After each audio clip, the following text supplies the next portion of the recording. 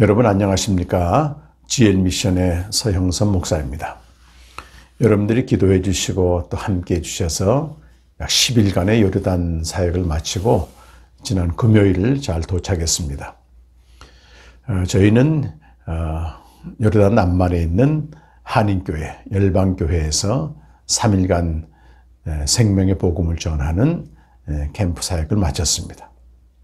그리고 또 3일 동안은 요르단의 그 유명한 명소 페트라와 와디름이라고 하는 달의 계곡이라는 뜻인데요. 광야 체험을 또 하게 되었습니다. 특별히 요르단에서 출발하기 전날 예수님의 세례터를 방문하게 되었습니다. 요단강 근처인데요. 이곳에서 새롭게 알게 된 또 사실이 있었습니다. 이렇게 모든 성경은 이제 해석되는데 우리가 이미 가지고 있는 전 이해를 가지고 성경을 이렇게 해석하게 됩니다. 그런데 우리의 전 이해가 항상 옳은 건 아니죠. 항상 틀릴 수 있다고 하는 전제가 있습니다. 그 전 이해가 성경에 증거하는 말씀, 또 권위 있는 증언, 이걸 통해서 설명이 되게 되면 이전에 알았던 전 이해가 새로운 이해로 바뀌게 되는 것입니다. 이번에 저는 개인적으로 이런 체험을 한 것 같습니다. 먼저 요한복음 1장 28절 말씀을 여러분과 좀 나누고 싶습니다. 이 일은 요한이 세례 베풀던 곳 요단강 건너편 베다니에서 일어난 일이니라. 그러니까 세례 요한이 예수님께 이제 세례를 주는 그 내용인데요. 보통 많은 사람들이, 저도 그렇습니다. 예수님이 세례받은 곳이 요단강으로 알고 있습니다. 그런데 이번 제가 그 예수님의 세례터에서 방문해서 알게 된 것은 오늘 요한복음 방금 읽은 1장 28절 요한이 세례 주던 곳은 요단 건너편, 요단강 건너편에 있는 베단이라고 하는 곳이다, 이런 말씀입니다. 팔레스타인 지역 예루살렘 근처에도 베다니가 있습니다. 마리아와 마르다가 함께 살던 나사로와 함께 살던 그 베다니는 그리스어로 고통의 집이라는 뜻입니다. 베스 안이라고 하는 뜻이죠. 그런데 여기 요단강 건너편, 지금 현재 요르단 지역에 있는 이 베단이라고 하는 곳은 베스 아이니 해가지고 아람어인데요. 이 아람어의 뜻은 물의 근원의 집이다, 이런 뜻입니다. Source of water라는 뜻이죠. 물의 근원의 집이다, 그런 뜻이었습니다. 그러니까 예수님이 세례받으신 곳은 바로 요단강 근처이긴 하지만은 물의 근원, 생수의 근원, 이것과 만나는 지점이죠. 거기 가이드의 이야기를 자세히 들어보니까 예수님의 세례터에서부터 한 500m 정도 이렇게 위로 올라가게 되면 눈이라고 하는 지역이 있다고 합니다. 이 눈이라고 하는 지역은 여러분 그 여호수아가 눈의 아들이잖아요. 그때 눈을 의미합니다.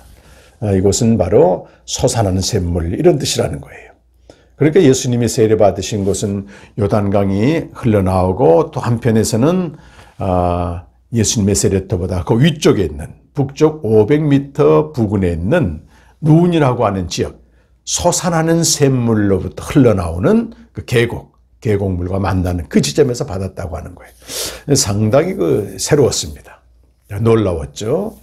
예수님이 요한복음 4장 14절 말씀 보게 되면 내가 주는 물은 영원히 목마르지 아니하리니 이는 그 속에서 영생하도록, 영원한 생명으로 인도하는, 영생하도록 솟아나는 샘물이 되리라. 그 솟아나는 샘물이 바로 눈이라고 하는 것입니다. 예수님 자신이 거기서 세례 받으셨고 솟아나는 샘물을 통해서 우리에게 영원한 생명을 준다고 하는 것입니다. 이번에 그 요르단 캠프는 크게 기대는 하지 않았습니다. 단순히 한인 선교사님들께 복음을 전하고 한국 성도님들께 복음을 전하고, 그리고 우리 가기 전날 하나님께서 로마서 15장 29절 말씀으로 바울이 로마로 향해 갈 때 내가 그리스도의 충만한 복을 가지고 너에게 가노라, 이런 말씀을 이제 하나님 주셔서 이미 생명을 얻은 성도들이 복음을 알 때만이 그리스도의 충만한 복인 영생을 누리기 때문에 이 복음을 그들에게 전해 주어서 그들이 영원한 생명으로 살 수 있도록 인도하는 그런 마음으로 갔습니다. 제가 그 요르단 사역을 앞두고 그 여러 지체들과 동료 목사님들께 기도를 했는데 그 중에 한 분이 지금 제주 충신교회에 심무하고 계시는 김희식 목사님이셨습니다. 평소 이렇게 늘 교제하던 분이고 그렇다 자주 하지는 않았습니다. 이분께 이제 요르단 사역에 대해서 알려드리고 기도를 요청했습니다. 그때 이분이 요르단에 잘 알고 있는 선교사님이 계신데 한번 추천하시겠다고 해서 좋습니다 하고 그분을 추천받았습니다. 이요한 선교사님이라고 하는 분입니다. 그래서 제가 이제 캠프를 인도하게 됐는데 첫날 이 선교사님 가정이 쭉 나란히 앉아서 따님 두 분하고 사모님하고 이렇게 말씀을 들어요. 처음에는 그분이 이 선교사님인지 알지 못했죠. 그런데 이제 강의가 끝나고 나서 우리 심재원 선교사님이 소개를 해줄 때 이분이 바로 이요한 선교사님이라고 하시는 겁니다. 그런데 제가 첫 강의를 한 1시간 반 정도 했거든요. 그런데 이제 강의를 하다 보면 듣는 분들이 눈에 이렇게 들어오는 분들이 계십니다. 그 말씀에 집중하고 눈에 받는 분들이 계신데 특히 이 선교사님이 그런 분이셨어요. 그리고 이제 그 다음날 같이 이제 테이블에서 식사하며 교제를 잠깐 했습니다. 그때 이 선교사님께서 하신 말씀이 그 김희식 목사님이 과거 포항 기쁨의 교회에 있을 때 맏형, 부목사로서 맏형이었고 자기는 막내였는데 어떤 세계적인 신학자나 목사도 이렇게 강력하게 추천한 적이 없었다는 거예요.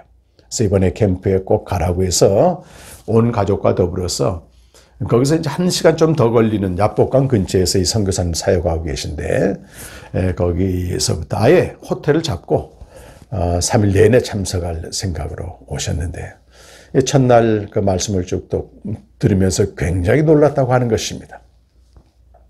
자, 이분은 현재 요르단에 온 지 한 9년 정도 되신 분인데요. 아랍 미션 보드, 굳이 번역하자면 아랍 선교 협의회 이런 단체를 만들어서 요르단 사역자들, 요르단 현지 목회자들을 중심으로 아랍 22개국 전역에 어떤 영성을 흘러보낸다고 하는 그런 말씀을 하시는 겁니다. 그리고 지금은 이제 거의 그런 체계가 완성됐고 소위 플랫폼이죠. 모든 영적인 이런 내용들, 영성들이 흘러갈 수 있는 이 발판을 전부 마련해 놨는데 하나님이 목사님을 보내시고 생명의 복음을 그들에게 흘러가게 한다고 하는 놀라운 자기가 하나님의 역사를 보았다고 하는 것입니다. 사실 아랍 미시기국은 거의 신학교가 없습니다. 그런데 이제 요르단에는 신학교가 있고 애굽에도 신학교가 있죠. 이집트에도. 거기서 이제 양성된 목회자들이 무슬림 땅인 아랍 지역에 와서 이 교회를 세우고 목회를 한다고 하는 것입니다. 비록 소수지만 말입니다.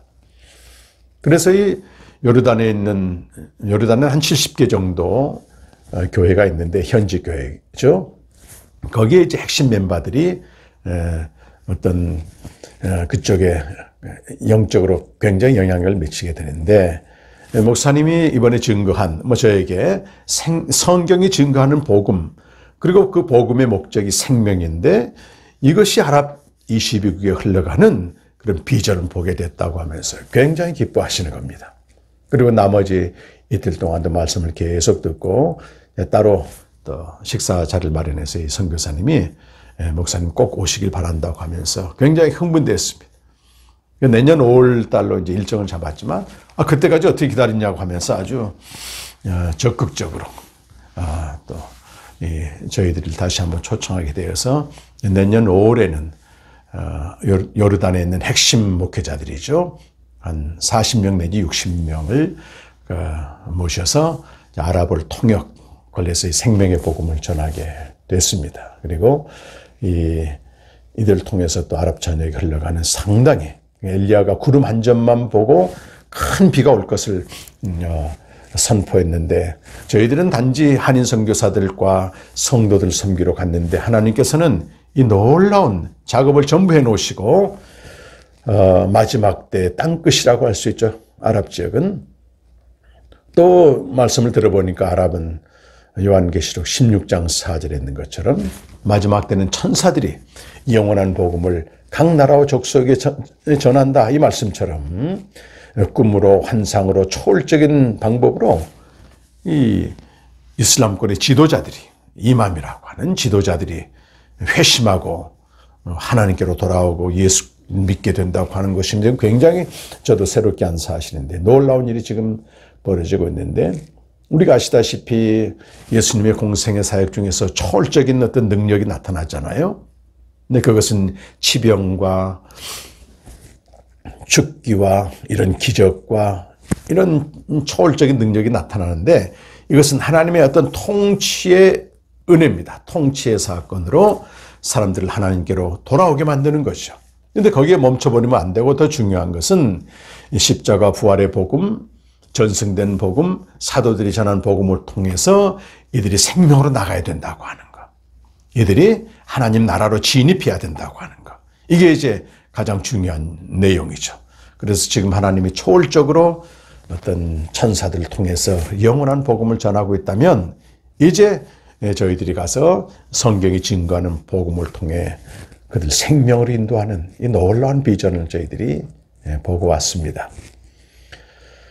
참 하나님이 하신 일은 정말 놀랍고 또 마지막 때 아랍 지역이 어쨌든 생명의 씨앗이 생명의 복음이 증거된다는 사실에 저희 선교팀도 설렜고 이 모든 걸 준비하고 계셨던 현지 우리 한인 선교사님들에게도 굉장히 고무적인 일이 되었습니다. 그래서 일단 내년 5월 18일, 5월 중순경 3일 정도 날짜를 잡고 저희들이 돌아왔습니다. 저희 그 선교팀 이제 5명은 또 레바논에서 우리 오정현 선교사님이 오셔서 이제 6명이죠. 그리고 현지 심재원 선교사님 부부에서 8명은 아침 식사하고 한 시간 내지 1시간 반 정도 각자 묵상한 것을 나누는 교제 모임을 했습니다. 그 교제 모임을 통해서 또 자기 자신을 발견하고 또 하나님의 인자와 신실이 우리 안에 부어지는 참 놀라운 기쁨이 있습니다. 요한일서 1장 1절의 4절처럼 이 생명의 교제, 하나님과 그 아들 예수 그리스도와 더불어 누리는 이 생명의 교제는 그 안에 충만한 기쁨을 줍니다. 이 충만한 기쁨을 가지고 3일 동안 이 생명의 복음을 전했고 그 많은 또 선교사님들, 성도들이 100% 깨닫지는 못합니다. 그러나 성령의 계시를 통해서 믿음의 분량대로 깨닫고 굉장히 기뻐하는 시간을 가졌습니다.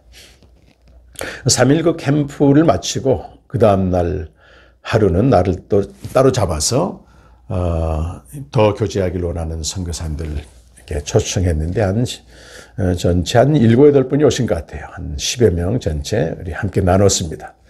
그때 한 선교사님이 이런 고백을 하셨어요. 한국에서 이제 목회를 하다가 어려운 중동 선교지로 왔기 때문에 하나님께서 모든 것을 만사형통하게 하실 줄로 생각했다는 것입니다. 그런데 막상 선교지에 와서 그 24시간 동안 이제 사모님과 같이 있다 보니까 소위 그 속에 있는 부정성들이 막 드러나는 거죠. 그것 때문에 굉장히 이 선교사님이 절망을 하게 되고 또 이 부정성이 나온 상태에서 처리하지 못하고 현지에 가서 이 영혼들을 섬긴다는 것에 굉장한 그 죄책감을 느끼게 되었는데 이번에 쭉 복음을 들으면서 우리 안에 있는 부정성이 그리스도의 보혈을 통해서 씻겨지게 되고 또 새 옷을 입는다고 하는 이 희망을 보게 된 것입니다. 아, 매일 생명의 교제를 통해서 이런 그 불가항력적인 고칠 수 없다고 생각한 이 부정성의 문제가 회복되고 치유되고 새롭게 된다고 하는 것을 보게 된 것입니다. 제가 이번에 그 부정성에 대한 말씀, 보혈의 은혜를 전할 때는 하나님의 또 특별히 감동을 주셨습니다. 그 부정성은 주로는 부모와 관계성 속에서 생기는 거거든요. 그래서 부적절한 감정으로 이렇게 나타나는 것입니다. 근데 그 한 인간을 우리가 대할 때 말이죠. 그 외적인 또 어떤 나타난 현상으로 보면 그건 잘못 대하는 거다. 그 사람이 어떻게 살아왔는지 환경, 또 배경, 성장 과정, 그리고 그 시대성 이걸 전체적 포괄적으로 봐야 되고 그렇다면 우주 안에 있는 한 인간, 우주가 오는 것이다. 그래서 단지 부모로부터 물려받은 부정성을 부모님이 이런 상처를 줬네 이렇게 간단히 생각해서는 안 되고 그분들이 살아온 전체적인 삶의 여정 가운데서 그들이 최선을 다해서 우리를 양육했기 때문에 그분들은 최선을 다한 것이다. 우리 역시 살아온 환경과 배경과 양육 방법 다 그걸 끌어안고 현재 있기 때문에 우리 안에 나타나는 부정성들에 대해서 정죄하거나 죄책감을 가지거나 특별히 우리 부모를 향해서 그럴 수는 없는 것이다. 그래서 주님이 오시지 않았느냐. 이제는 우리가 복음 안에서는 부분들이 새롭게 된 새로운 존재로 바뀌어져야 된다. 이런 말씀을 나누었습니다. 저도 개인적으로 굉장히 이 말씀을 나누면서 새로운 은혜가 임했습니다. 자, 예수님이 수가성여인을 만나거든요. 요한복음 4장에 보면 솟아나는 샘물을 그녀에게 줍니다. 이 수가성여인은 제가 늘 캠프에도 강의하지만 막 사는 그런 여인이 아닙니다. 실패한 여인도 아니고요. 그는 요한복음 4장 25절 보면 오실 그리스도를 기다리는 아주 완전한 믿음을 가진 여인이었습니다. 그런데 그 한계는 솟아나는 샘물을 알지 못하기 때문에 전통과 유산이라고 하는 야곱의 우물에서 계속 물을 길르면서 목을 축이는 그런 삶이었습니다. 그런데 신적인 의지로 주님이 거기 먼저 기다리고 계시고 이제 물을 달라고 하면서 대화가 시작됩니다. 그때 여인이 이제 예수님을 당연히 몰라보죠. 그가 하나님의 아들인 것도 그가 그토록 기다리고 있었던 메시아인 것도 알지 못합니다. 그러면서 당신이 어떻게 유대인인데 사마리아 여인이 주는 그리스의 물을 마실 수 있는가? 어떻게 유대인인데 우리가 상종하는가? 상종한다는 표현은 문자적으로 읽으면 어떻게 우리와 그릇을 같이 쓸 수 있는가? 물그릇이죠.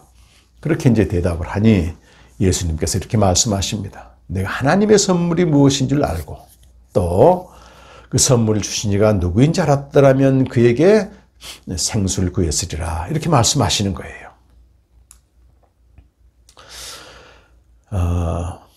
창세기 요즘 말이죠. 계속해서 묵상하고 있는데 요셉의 형들이 기근 때문에 애굽 총리가 된 요셉에게 옵니다. 그들은 뭐 요셉인지 당연히 알지 못하죠. 요셉은 이미 애굽 사람처럼 이름도 바뀌고 직책도 총리고 또 이런 의복도 전부 바뀌어 있는 애굽 사람처럼 되어 있습니다. 그런데 요셉은 이들을 단번에 알아봅니다. 그리고 이들 시험하죠. 시므온을 붙잡아 놓고 너희가 말한 대로 그 막내 동생이 있다면 내게로 다시 데리고 오라는 거예요.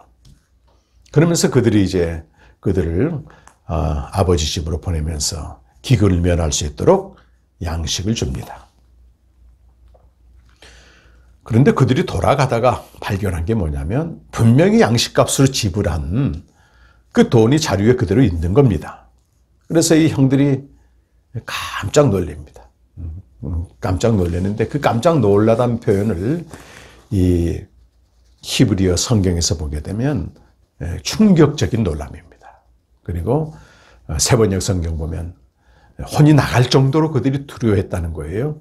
나중에 그 청지기를 통해서 이 부분에 대한 해명을 들어보게 되면 하나님이 너희에게 보화를 주었다. 나는 이미 돈을 다 받았다. 이렇게 또 말씀하거든요. 요셉이 그저 선물로 준 것입니다. 이 선물을 받은 그 형들의 반응이 굉장히 당혹스러워하고 놀라워하는 것입니다. 오늘 예수님이 수가성여인을 만나서 하나님의 선물이 무엇인 줄 알았다면 이 선물도 마찬가지입니다.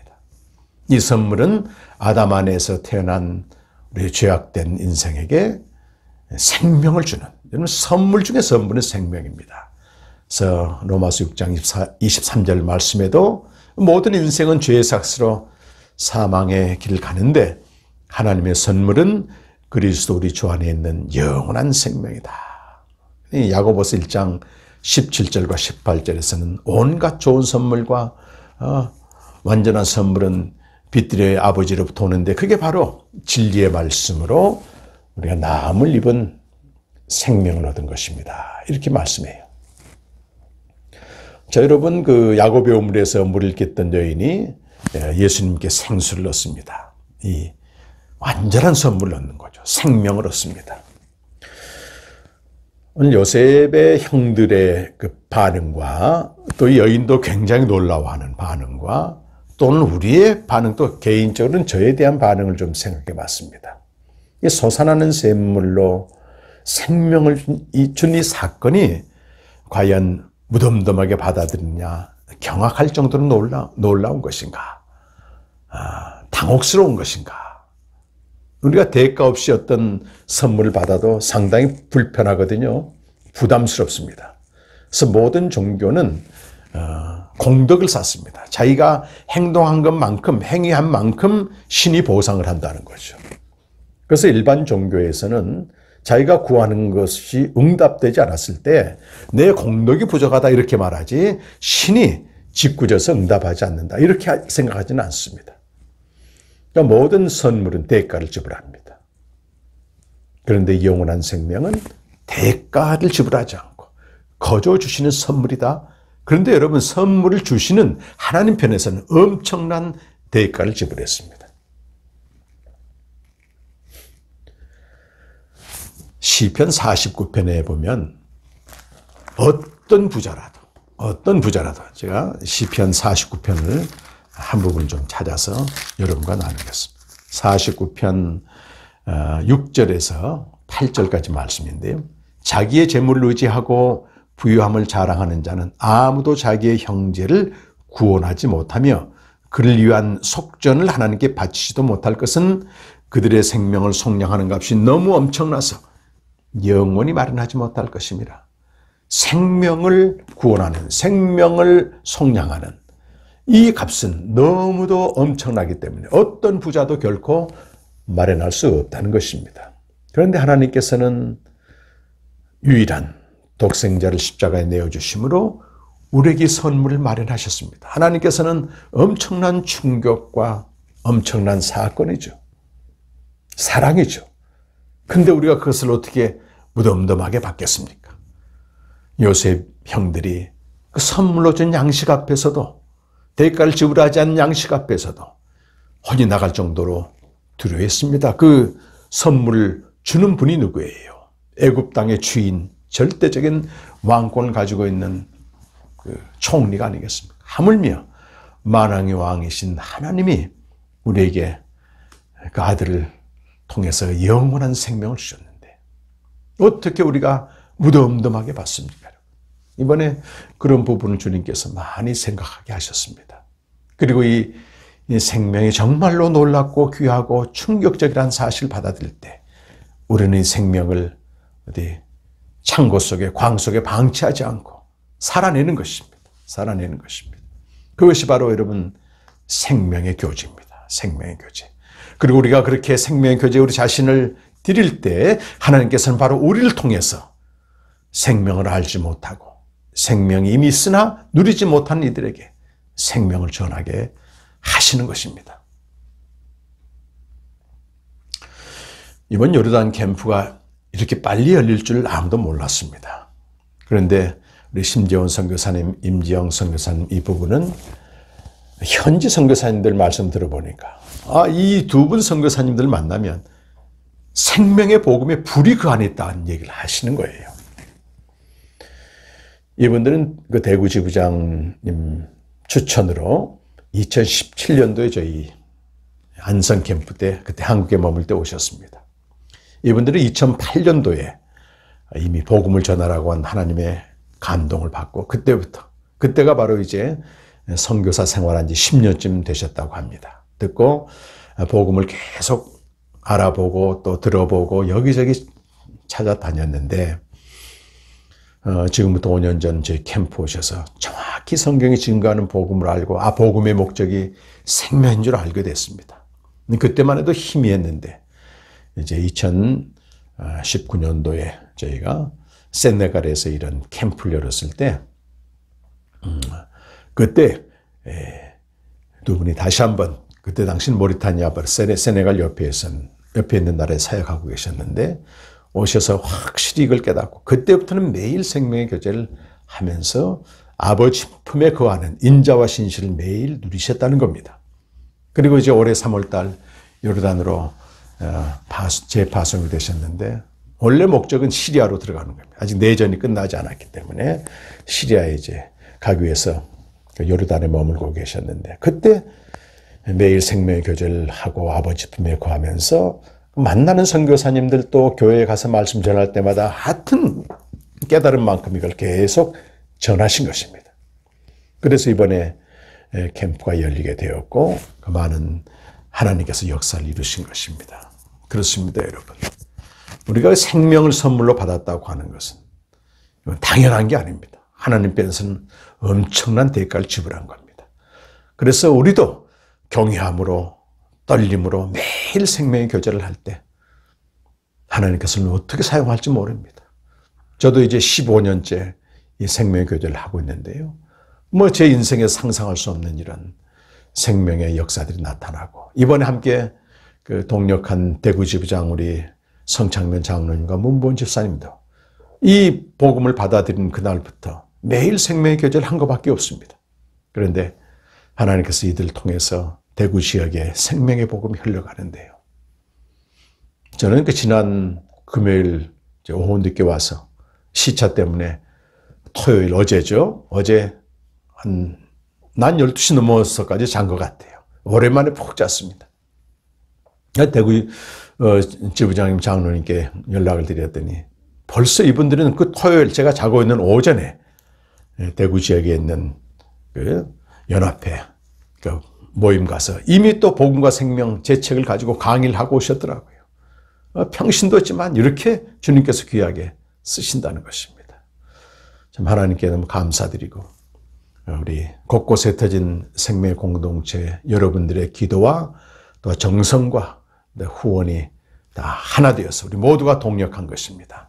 하나 되어서 이번 요르단에 하나님께서 역사하셨고 그 중동 또 아랍 지역 22개국에 생명의 문을 여신 것에 대해서 너무도 감사드립니다. 앞으로도 여러분 선물로 받은 생명을 경홀히 여기지 말고 에스더처럼 또 다니엘처럼 여러분 다니엘이 사자굴에 던짐받은 것을 만약 계속해서 하나님과 교제한다면 알고도 하루 3번씩 예루살렘을 향해서 계속 감사하고 기도했지 않습니까? 다니엘서 6장에 보면 말이죠.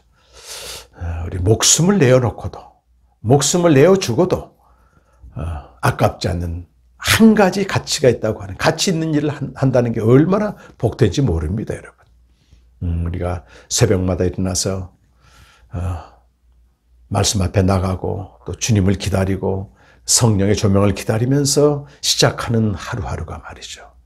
우리 목숨이 빼앗겨도 그보다 이상 우리 목숨보다 더 귀한 가치 있는 일이라고 생각할 때 생명의 교제를 계속하게 될 것입니다. 하나님이 그 아들을 보내시고 솟아나는 샘물에서 그 베다니에서 세례를 받게 하시고 우리에게 생수를 주셨습니다. 이 놀라운 생명의 역사와 교제가 여러분 일상에서 계속되시기를 축원하면서 또 아울러 요르단 사역에 행하셨던 일을 높이며 여러분과 함께 은혜를 나눕니다. 감사합니다.